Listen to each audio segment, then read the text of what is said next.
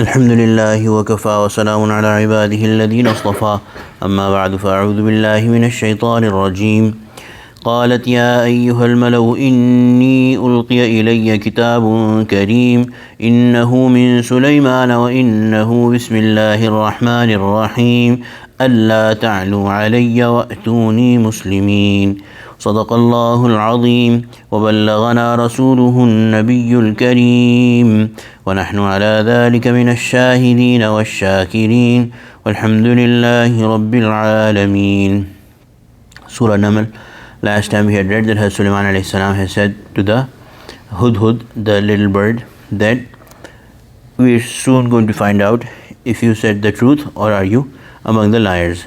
And then he gave a letter to the bird and said that go and put it close to the Queen Sheba and then retract from there. So when the hudhud did that, the Queen Sheba said to her officials, Qalat, she said, Ya ayyuhal mala, O my chieftains, O my officials, inni ulqiya ilayya, there has been delivered to me kitabun kareem, a very respected, a very esteemed letter.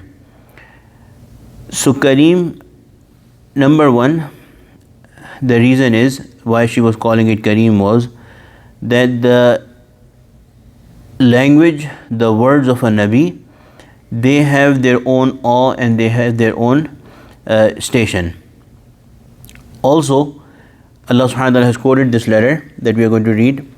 It was very brief, very comprehensive, and delivered the purpose of the letter in a very strong tone.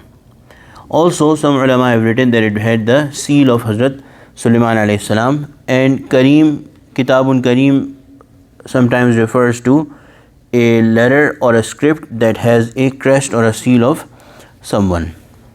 So she said that I have got this letter, which is very respectable and Kareem. Innahu min Sulaiman. It is from Sulaiman. Wa innahu, and this is where the letter starts.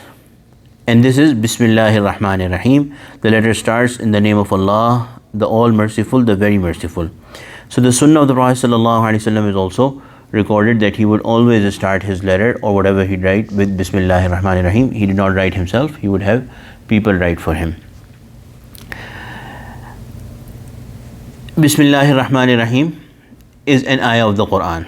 Here we understand, we're seeing that it's part of the Quran. Also, Bismillahir Rahmanir Rahim is written at the beginning of every surah of the Quran except Surah Tawbah, and the masail of reading Bismillah we read when we did Surah Tawbah. Essentially, we have to read Bismillahir Rahmanir Rahim. If you are starting the recitation from Surah Tawbah, if you are doing in continuation, then we don't have to.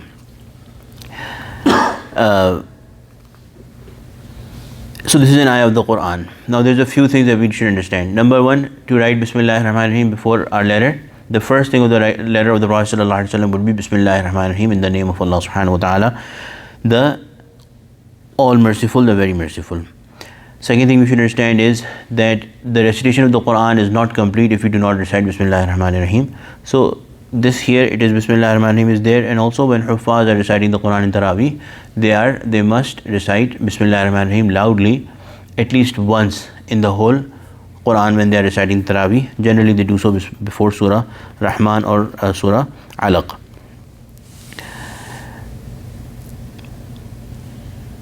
To write the ayah of a Quran or to give the Quran in the hands of a non-believer, there's detailed rulings to it. The best way is that if we are giving them the Quran, then we should also teach them how to respect it, how to purify themselves before touching it, because Quran is something that should not be touched by impure people. If that is not possible, then we should not give them the Quran. Practical way of doing that is that we give them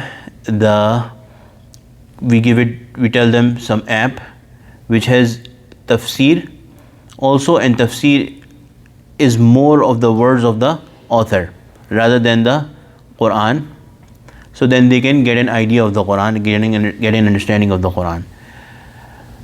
To give one ayah of the Quran where it is not intended to be the Quran. For example, if you write Bismillahir Rahmanir Rahim to a letter that we are writing to to a non-Muslim, then that, when we are writing Bismillah ar-Rahman ar-Rahim, just like Sulaiman alayhi salam was doing, he was not writing it as the word of Allah, rather he was writing as a expression of the name of Allah subhanahu wa ta'ala to get barakah and blessing and mercy. That is permissible, but the name of Allah has to be respected.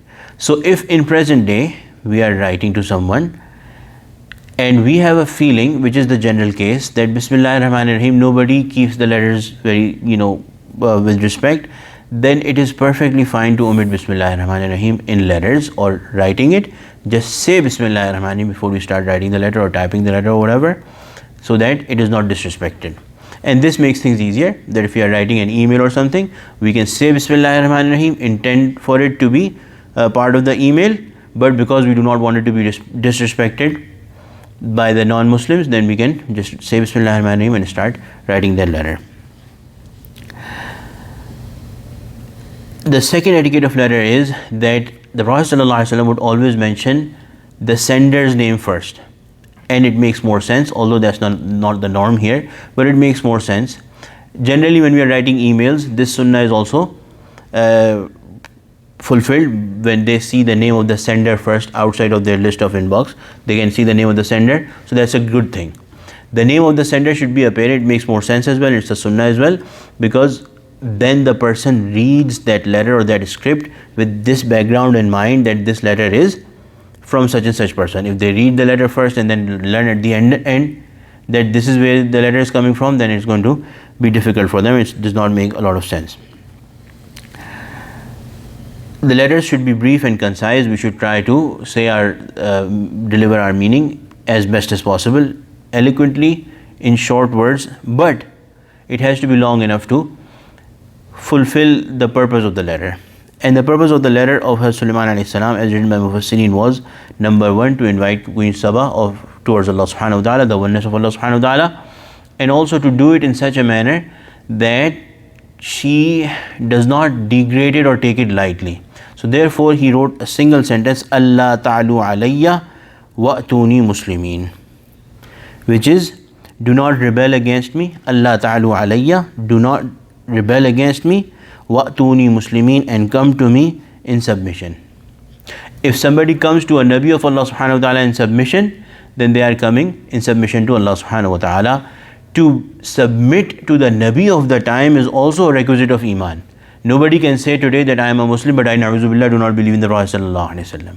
To submit to the Prophet sallallahu alaihi wasallam is part of Iman. That is the way, that is the first step. And then we connect with Allah subhanahu wa ta'ala. So Sulaiman alayhi salam simply said to her that, do not rebel, come to me in submission. How much time? قالت, she said, reading this letter, she said, Ya ayyuhal mala, O my officials, O my chieftains, aftuni fi amri, ma kuntu qati'atan amran hatta tashhadun. And she said that I do not decide a matter absolutely unless you are present with me. This ayah tells us, and many other ayahs of the Quran, in fact it is a command of Allah subhanahu wa ta'ala to take counsel from believers. This is also, although she was not a Muslim, but Allah is quoting her how she took counsel and what was the effect of how she took counsel. So she's saying to her officials, her people, that you know that I do not decide anything absolutely without you being with me. So she's placing a lot of confidence in them. And the result of this was, قالوا نحن أولو قوة وأولو بأس شديد والأمر إليك فانظري ماذا تأمرين. When she placed her trust, when she gave them confidence, then they said, we are powerful and tough fighters and the decision lies with you. So consider what command you should give. She placed the trust in them, and the result of that was that they were willing to lay down their lives for her. They said that we are ready to fight if you tell us to fight, and whatever you decide, we are going to listen to. The Prophet ﷺ's way was that he would take counsel. It's a great sunnah of the Prophet ﷺ, and in some matters it's actually necessary.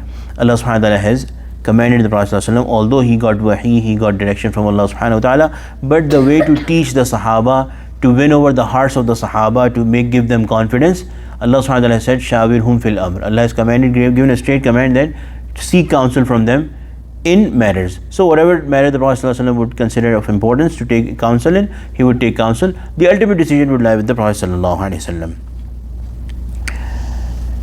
So this is how Allah subhanahu wa ta'ala is encouraging us to take counsel. Inshallah, we'll continue reading tomorrow about what she decided. ربنا تقبل منا إنك أنت السميع العليم وتب علينا إنك أنت التواب الرحيم وصلى الله تعالى على خير خلقه سيدنا مولانا محمد وعلى آله وصحبه أجمعين آمين برحمتك يا أرحم الراحمين.